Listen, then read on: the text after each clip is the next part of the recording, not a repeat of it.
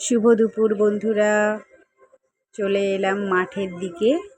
দিদিদের পুকুরে মাছ ধরছে ছেলেরা, তো আমিও একটু দেখতে চলে এলাম। ওই যে দেখো আমার দিদির ছোট মেয়ে বসে রয়েছে এই রোদটার মধ্যে, আর ওই দিকে ছেলেগুলো গেছে ছিপ দিয়ে মাছ ধরতে।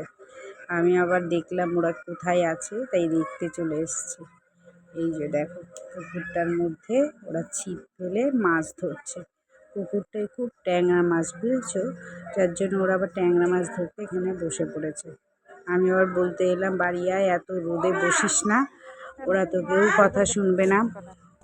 এই দেখো ওকে বললাম কত মাছ ধরেছিস, ওরা এই যে দেখাচ্ছে।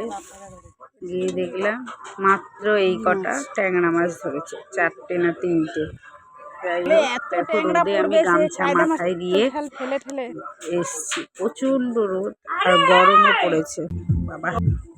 এই যে এইদিকে দেখো কত চিংড়ি মাছ ধরা হয়েছে, চিংড়ি মাছগুলো কাটছে। আর এই যে ট্যাংরা মাছের সাইজগুলো দেখেছো তো, কত বড় বড় ট্যাংরা মাছগুলো বাবা আমার ধরা হয়েছে।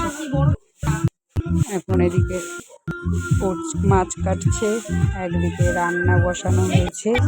আমি আবার দিদিকে সবজিগুলো কেটে দিলাম। দেখো রান্না করছে, ওই যে আমার দিদি রান্না করছে।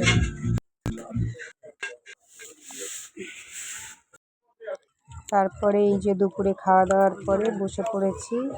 আমাদের একজন এখানে টোটোটা ছিল, টোটোর ওপরে বসে বসে এখন আচার খেতে বসেছি। এই যে ছোট বোনঝি, আমার ছেলে, আমি, জামাই সবাই মিলে আমরা আচার খাচ্ছি। আর এই যে টোটোটার মধ্যে বসে আছি।